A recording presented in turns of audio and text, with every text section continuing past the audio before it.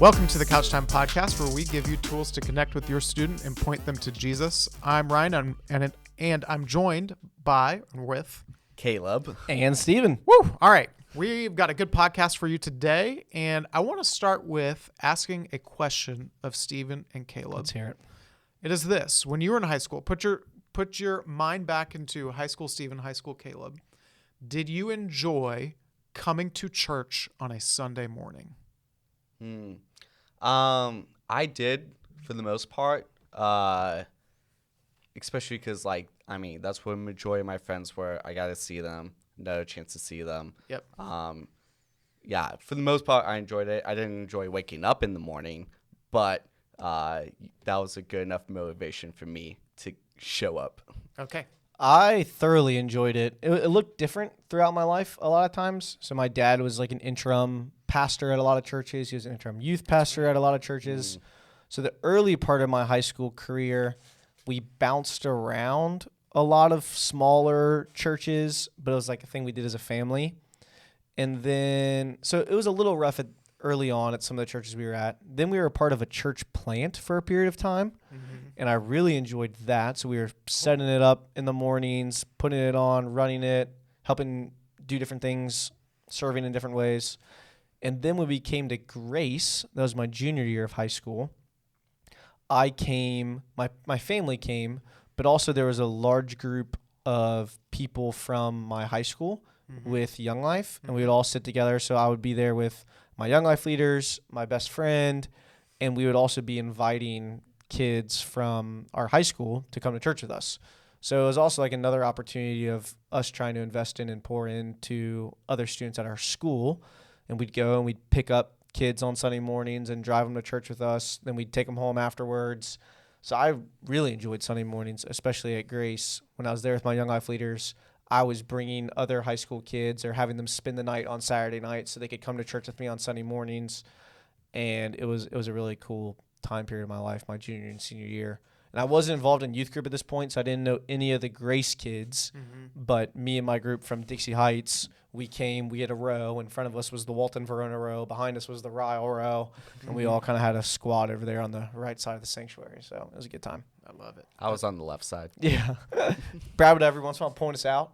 Be like, I love that the Young Life kids are all here. It was cool. Yes. It was one of the only churches that really did that in the area. People appreciated it. That's really cool. Yeah. I did not know that. He was very supportive from his sermons, which meant a lot to the leaders and kids there. For sure. Yeah. Good job out of Brett. Okay, so I did not enjoy it. Now I also was not saved. Which chicken before the egg. I don't know, but I did not enjoy it. I thought church was boring. Anytime my mom would try to get my brother and I to go, we just threw a fit and just did not want to go. The last time, this is a long story, the last time we went to church when I was 9th grade or something, we got thrown up on during Christmas Eve service. And then that was poor 5th grader, just threw up all over the back of our pew. And Oh my gosh. And that just gave me the ammunition to my mom of yeah, we ain't going. So remember last Kids time? gonna puke on me. Yeah, we literally got thrown up on. And my mom was like, yeah, I remember that. You're right, we're not going. So, but one of the things I observe just as a youth pastor is the spectrum of students that we get coming to youth. Yeah. Where we have kids coming to youth on a Sunday night who love going to church on a Sunday morning. Yep. We have kids that come to youth on a Sunday night who attend, but you can tell, or they'll tell me, yeah, I don't really enjoy being there on a Sunday morning. I much prefer youth on a Sunday night. Yep. And then we have kids who we never see on a Sunday morning. Yeah, we have kids that their families aren't involved at Grace at all. Families aren't going. They come on Sunday nights. Yep. And we also have kids that don't enjoy coming on Sunday mornings or Sunday nights, but they have to go to both. So, that's also another spectrum. Now, one of a heart that I have for our church is that we would have students who not only love coming to youth on a Sunday night, but love coming to our church on a Sunday morning as well. Yeah. Because a big part, and it's not everything, there's a lot of what it means to be the church, but a large part of what we do at Grace Fellowship Church is on a Sunday morning. So we sit under teaching, whether that be in the main service or kids ministry services. They get taught the Word of God. They worship together. We do the sacraments together. We see baptisms. We do communion once a month.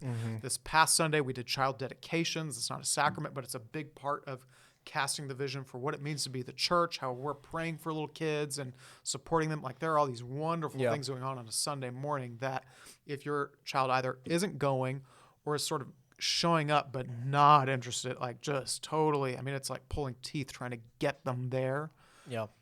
It's missing a part of what we hope to see for students. Does this Yeah. make sense? Yeah, Does yeah. this make Yeah, sense? and I think it's probably an even more issue maybe to talk about and be working through if they're loving youth group but hating Yes. Sunday Oh, mornings. Like yeah. if they're hating both, okay, there's makes some sense. other like heart Yes. issues of what is going on completely. Like you have no interest for the things of God or for Mm-hmm. community or for anything.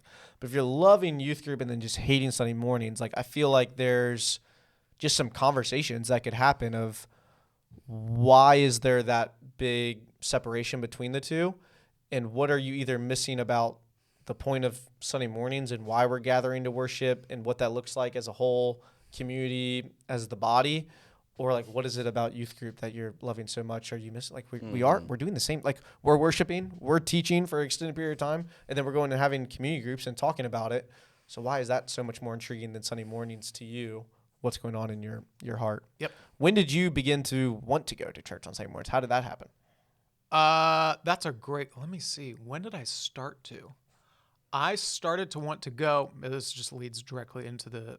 I started to want to go to church. I was just thrown into helping with the youth and kids ministry on a Sunday morning. Whoa, that's awesome. That's really cool. I've never loved being sort of just showing up and being the recipient of something. I want to be involved. I'm 280. I need something tangible to do.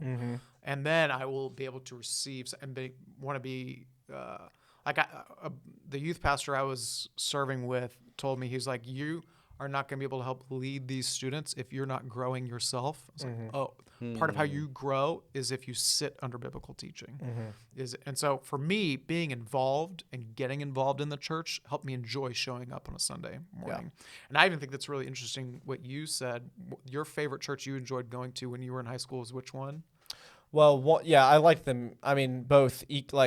But you I loved liked the church plant, right? I loved the church plant and I loved Grace, but both of them were directly involved with. I was also taking ownership over things. Yes. So like when I was at Grace, like I said, like people were coming with me. I was inviting people. Oh, that's I was right. praying like that this person would come with me to church. When I was younger in high school, same thing. I had friends that were coming with me to church.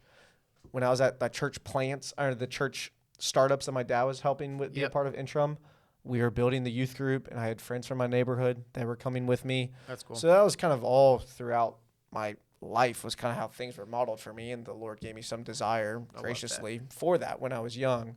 But a lot of it was due to serving and ownership, and I think an understanding of more of what's the point. Yes. I think that's where most kids are missing it. Yep. And maybe in families and parents and adults and old people are like, a lot of people are doing it ritualistically, coming, okay, I come, I sing some songs, I listen to someone talk for a while. Yep. It can get me emotionally happy for a little bit, and then I go home and I eat lunch, and then I forget about it. Yes. And I think that's just the issue across all of generations, especially for students who are just like, why are we even doing this? Like, what am I even, like, I'm waking up early and I'm listening to some dude talk for a while. Yep. And I think that's kind of what we want to talk about today is that having those conversations of why are we going to church, this building, what is the point of this? Like the church is a lot bigger than this, but we're all finding value in this Sunday morning service for a purpose. What is that? And how can you be not just a recipient, but also what's the opposite of recipient? Contributor. Yeah. But also a contributor to the church on Sunday mornings, which is where you begin to grow even more, serve even more, and they just like go hand in hand, So, yeah. You gave a good summary, I think, of like, what is the church? Why do we want to be a part of the church? And I think that's right. I mean, we want to grow together as a community. We want to go make disciples, fulfill the Great Commission. Well, I think some people probably don't see sitting under teaching as them growing because they're not taking time to really meditate on what is being said. But you said it earlier, sitting under good biblical teaching is a massive way that the Lord grows his believer, like grows people in sanctification. Yep. And it doesn't come if you just sit there and just like begrudge it the whole time. But if Mm-hmm. you're engaging and listening and questioning and asking, is that true? Is what Pastor Brad just said true? Like, do I agree with that? Weighing it against Scripture yourself, then letting the Spirit use it to grow you and shape you. Then there's like the maturity and growth that comes along with it, I feel like. Well, and there's also something else, like you could just sit and listen to a podcast or YouTube videos of sermons and stuff, and like, I mean, you have probably amazing teaching online. Mm-hmm. However, there's a big difference between that and being around other believers. Mm-hmm. And there's something about that fellowship that grows believers exponentially. Yep. Good. So here's what I wanted to talk about, really, to dig in a little bit this today, is what would it look like, or how nice would it be if your kids loved showing up on a Sunday morning? And so we've got kids, I think, in our youth who do. Yep. And we've got kids who don't, right? And that's fine.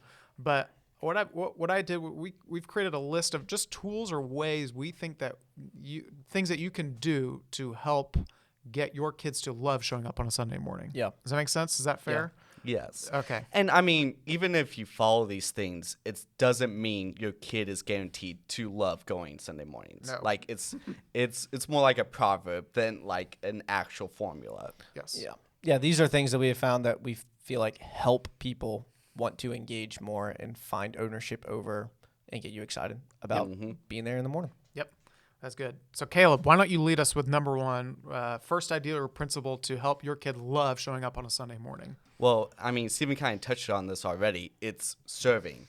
And the big thing about serving is like, it is like you have ownership and you get invested in it, which is huge. I mean, like, I just know in my personal life, the more I'm involved in what the church is doing, the more I actually want to be there. Yep. Yeah. One of my pastors, maybe Eric, maybe a guy from college, said something along the lines of the greatest recipients of serving are like the people serving, or something along the lines. The greatest recipients That's of ministry are the people doing the ministry. And you alluded to it earlier when it came to teaching and helping serve students, but I have found so much when, let's say I'm leading a Bible study, the amount that I'm matured and grown by having to figure out how to lead a Bible study is way more than the people I'm leading the Bible study to. Yes. Because I'm having to read it, figure out how I'm going to expound upon this, how I'm going to exegete this, how I'm going to ask questions that's going to help them understand it. And that's one way with going through God's Word and leading some sort of study. But any sort of service, you see the bigger picture and you're a part of something greater and you're living according to the mission that God has set out from you and the good works that he's planned in advance for you to do. And you're being a part of his kingdom and you're not just like sitting in it, taking. It gets bored after a while to just eat a bunch of food. You know, sometimes you need to give some other people some food. And so I think you also get relationships are deeper. You can come to Sunday morning services and just sit there and then you can leave. And most people do. And you don't ever have to talk to anybody. Yep. You don't ever have to get known by anybody. You don't have to ever be close to anybody. But let's say you're leading a children's ministry class. Okay, you have another teacher you're doing it with. And now you have people that you're saying hi to. And now you know parents that are dropping off your kids. And now you know the check-in lady who you have to check in with every morning because you're there to serve. And you build relationships cross generations, either as a high school student, as a middle school student, as an adult, as an older person. And you're all serving together, whether that's welcoming people in the mornings, welcoming that's helping usher people to their seats, whether that's working in children's ministry. There's so making the coffee in the morning. Okay, now you're going as a family and you're making the coffee together. You're talking to the other people that are making the coffee. And you see, oh, wow, there's also this whole band that's here at 7 a.m. getting ready. And you just see the body at work where when you're just coming and sitting down, you don't see all the different components and moving parts in work that is going into trying to be obedient to what the Lord has called us to not give up meeting together as some are in the habit of doing, but to encourage one another daily. And that's an opportunity even on Sunday mornings. I don't know if that was in the same passage or not. Maybe I mixed two verses. Maybe it was the same passage. I'm not really sure. But that's an opportunity to encourage is by serving. So Yep. yeah. I love it. Yeah. I think that's all. I don't even know if I have anything to add there. That was just good. Well, I think another thing though is if you think about what Jesus did on earth, he served. Like, and if we're supposed to be like Jesus, like that is a great way to do it is in your local church, serving your local church. So if you want to be more like Jesus, then serve. Yeah, I taught on this the other day. This verse, and it's James 4:17. It says, "Whoever knows the right thing to do and fails to do it, for him it is sin." It's also a component of, hey, we know we should be serving. It's a very common thing talked about in the church. Parents, we know we should be serving. Kids are a part of the church, whether you're a hand or a head. Like the body needs you. You're called to serve, and that doesn't have to be at your local church. You could serve in all sorts of ways, but serving at the local church is probably the easiest way to start getting involved, and it's your family who you're called to be a part of, so it's a natural place that you should begin serving. If you know it and you're not doing it, like it's sinful. Like you're not being obedient to what the Lord has called you to. And so it's like that's another way to challenge yourself and challenge your kids is like, hey, this is also what obedience to the Lord looks like, is to serve the body and family that he's given you to get to be a part of, that he's specifically placed you in for this season. Serve. Like, let's be obedient. So, Yep. And I also think like serving in your local church is kind of like the T-ball of serving. Like it's so easy to do it and it's so consistent. While like if you want, like it's good to serve outside as well, but like it takes more work and more like time investment usually to do that. Yeah. This is something that's, especially for someone in middle school or high school, like this is an easy introduction into serving. and there's a joy that comes from serving. I mean, there's the reward, and you're like, oh, this is awesome. This is exciting. Yep. So if you're looking for ways, if you're thinking for ways, how can we as a family serve? I think at all of our campuses, we've got coffee ministry, we've got welcome team, we've got ushers in the aisles seating people. We've got, what else do we have? Children's ministry. Students Nursery. are the best welcome people. You get a Oh, church. You show up to a church, and let's say there's 5 kids outside Yep. welcoming people. That's different. You know, that's not common. Yep. But it's so easy, and kids have this energy about them, and it brings life to the church. Yep. I think that's something to really push your kids to do. Yep. I love it. So that's number one, get them serving. Number two, I'll lead with this one. I wrote, reward the behavior you want to see. And so what I mean by that is like, I loved one of the incentives an old youth pastor used to do with me and like our little youth group was when we would go to church, it's like we're getting lunch afterwards. And that gave me like a thing to look forward to beyond just the service of like, we're going to do this fun thing together. And I've heard of families doing like breakfast together before church, or we get donuts together before we go. And so it's just like a little tip that we'll give to you guys of like, make the thing feel special, make it feel a little bit different. Like this isn't just an ordinary morning. Like this is something fun and enjoyable that we get to do together. And it's all centered around like creating memories together, that sort of thing. Does this make sense? Yeah. I think there's other cheaper ways to do that too. Like if you can't afford to go out to eat every Totally. time, or Yep. find something that you could do uniquely. Anything that we celebrate, we do unique things for. Yep. Birthdays, holidays, whatever. So gathering together to worship with the family of God, find something uniquely as a family that can make that a special event that you do on a weekly basis that reminds you of like, wow, this is not just a normal day. Like this is special. Yep. It's great. I think it's great. And also, I remember growing up, like, one of the things that I got to do was I got to go over to my friends' houses after church. And, like, I actually know some friends that I had this one friend. He would always invite someone over to his house afterwards. And it was really cool because it's like I would look forward to it because, you know, I could go over to his house sometimes. And it was something else that I associated with church that I got to look forward to. Yeah, that's awesome. It's good.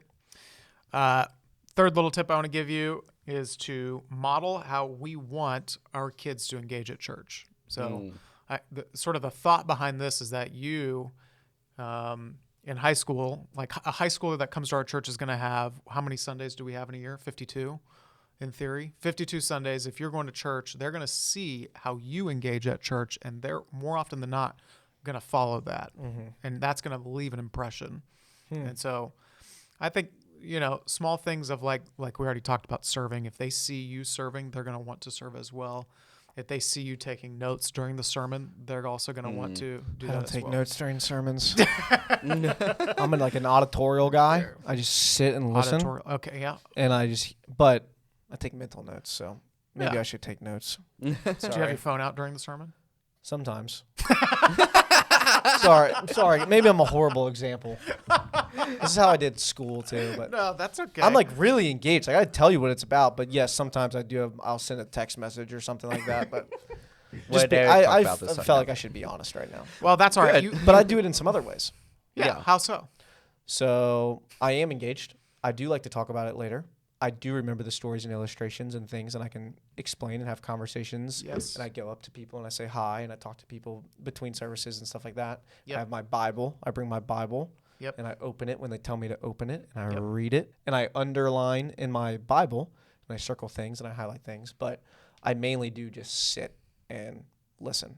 Yep. But it's clearly, I'll send a text, but then I'm right back there. You're back there. Sorry, guys. You crack me up.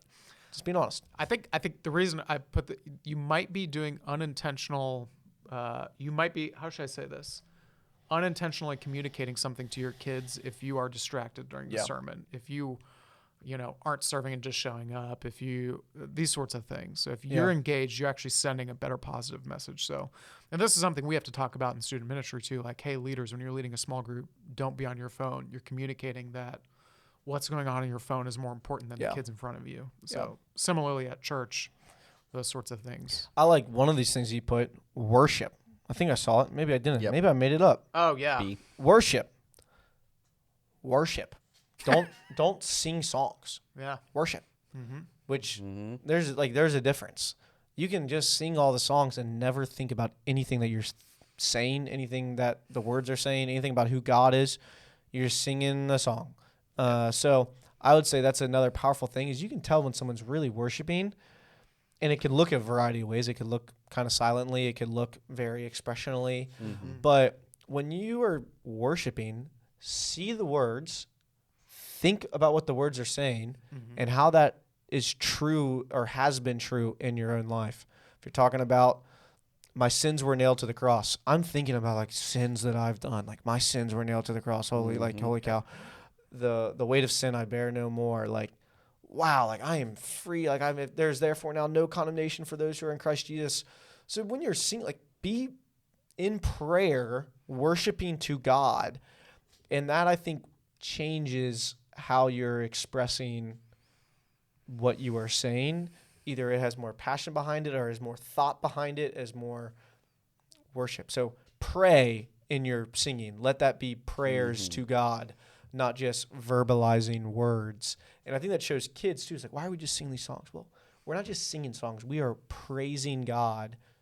We're singing to him, not just to make a bunch of clanging noises. We're making a joyful noise to the Lord. So, Yeah, and also so it's my turn to be honest. Like halfway through, I realized I was just singing the words and I wasn't worshiping. So it's like, but the thing is you don't have to do it perfectly every time. You don't have to be, but you should be modeling to them like, hey, like I love this. I love God. And so I also love this part of my relationship with God. And I think another thing is when it comes to just like modeling to them, it's also kind of preparing them also for when they go to college. Like if they aren't coming on Sunday mornings and then they go to college and then they want to go to church, it's like, do they think this is valuable, and why do they think it's valuable? yeah. That's good. All right, I'm going to move on to another one that's not on the list. Let's go, dude. I just see for people, another tip is to loiter after church for like another 10 minutes. Honestly, like I think folks who just leave immediately, and sometimes like we're hungry, like I know, but I always make it a goal to try and meet someone after church that I don't know. And so I think again, just with this vision for what is the church, we're mutually encouraging one another to go make disciples, to be in community, to engage with one another. Like Brad says, at close range, the start of close range is just meeting someone, right? And sometimes the last 10 minutes after service, finding someone, talking to friends in your community group, those sorts of things go a long way than just, all right, Pastor Brad said amen, we're gone. Yeah, and if you go to second service, show up early. And then you'll catch people going. Oh, yeah. Then you'll catch people leaving first service and catching people going into second service. Oh, that's one of my favorite parts is like that 45-minute shoulder. Yeah. Like in between. I love that. So that's a free one as well. Nice. Let's move to number 5. Caleb, when you want to go to number 5 right there? Yes. So next one is get involved outside the walls of church on Sunday. I mean, this could be anything from like mission trips, life groups, hanging out with other families, just, hanging out with them, doing other things. It doesn't even have to be a specific like Bible study or anything like that. Just more things than just these walls. Because I think another thing, a lot of kids who grow up in the church associate church with a building. And it's more than just the building. Mm-hmm. Yeah. Yeah, I totally agree. I agree. I think that's a great thing. The more people you know, the more close relationships they have, the more excited they're going to be to see those other close relationships. Yep. All right, last one, unless you guys can think of any other ones. Last one, we're youth pastors here. Let's go. So the last one we want to lead you with is leverage youth. Okay. So do you know what I mean by this? I think I do, but you should explain it. All right. So I think I could explain it. Here's the deal. In some ways, I think like it is beneficial to your child if when they come on a Sunday morning, they know other students that are at church on a Sunday. Like part of what the draw for you is you're coming to church with your friends when you were in high school. Even Caleb, I'm sure that was you. For me, I didn't know anyone at church on a Sunday. So why would I come? Like I didn't have any friends there because we would go there twice a year and then get thrown up on. So it's like, it's just not going to work. Well, this is in part why we have youth on a Sunday night is we give your students an opportunity to meet other students, meet other leaders. It's almost like training wheels for Sunday morning services. And my parents were good too about letting us have friends sleep over on Saturday nights. Then we'd come to church together on Sunday mornings and they would sit with us, or I would go and sit with my friends. And sometimes my parents would want me to sit with them, I'd sit with them. Other times I'd go sit with a whole row of students. And it was a cool visual, I think, also for the church to see like a whole group of students sitting together and being like, wow, there's a lot of students here, at this church. So I think, going to youth group, the closer they get to their leaders are going to be at church. So the closer they get to their leaders, the closer they get to other kids in group and are talking about things and then are hanging out afterwards until youth group starts on a Sunday night is all beneficial to their growth and maturity and sanctification if they're a Christian, as they're learning through watching you, they're learning through sitting under teaching, they're learning through worship what the life of a believer looks like and how to continue to grow up, into Christ. So, well, and there's also a big difference between, looking out in a crowd and seeing a sea of faces versus like, oh, there's Billy, there's Jane, there's, whoever. Like when you actually know people and get excited to see them, talk to them, like that's huge. Like, and I mean, I know growing up here, like I loved coming to Sunday mornings because I got to see my friends, I got to see my leaders. Those people who invest in my life. Which at a 2,000 person church, if you're going to be able to do that, you need to be serving. You need to be in community groups. You need to be at youth group where you're going to be around other people your age. Like those are the ways that you're going to be able to make those connections and friendships and be the church and be a family, is if you are getting yourself involved in those different things. And then when you come to Sunday morning, you're worshiping with people that you know that are your family. You're worshiping and sitting under teaching and preaching from someone you've sat under for a long period of time to where you understand Brad as a leader and a person and the other leaders that preach. So I think it's important to develop those relationships and be the family of God. And Sunday morning service is an amazing opportunity to continue to grow as you sit under preaching and teaching and you serve the body each and every week And like you said, there's only a limited amount of Sundays they'll have that opportunity as students. So utilize them and kind of try not to waste them, as they will go by quickly. Yep. So in some ideas we gave you all: serve, 2, reward the behavior you want to see. So doing something fun, make it meaningful.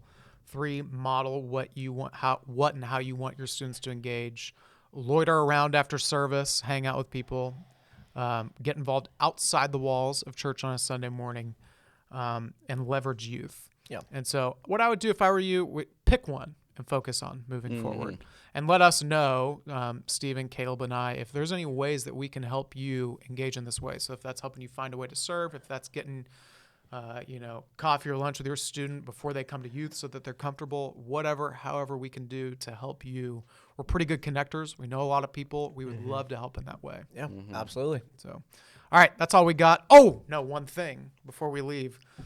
This week is the last week for you to register for camp before registration closes. It's coming up. Oh, my word. A parent came into youth last week and said 1 month to camp. I was like, oh, my gosh, you're right. Technically, it's May, quick. and then it's June, and we're there. So we're ready. We're So if excited. you want to guarantee they're going to get a T-shirt that fits them, if you want to guarantee they're going to have a ride on the bus, Yep. register them for camp. It closes on Sunday night or Monday of Yep.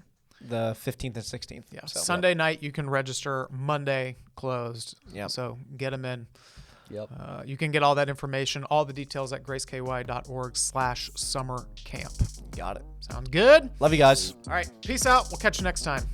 Thanks for watching. Have any other questions or topics that you would find helpful for us to discuss? Text COUCHTIME, one word, to 94,000. If this podcast is helpful, please consider liking, subscribing, and sharing with other parents.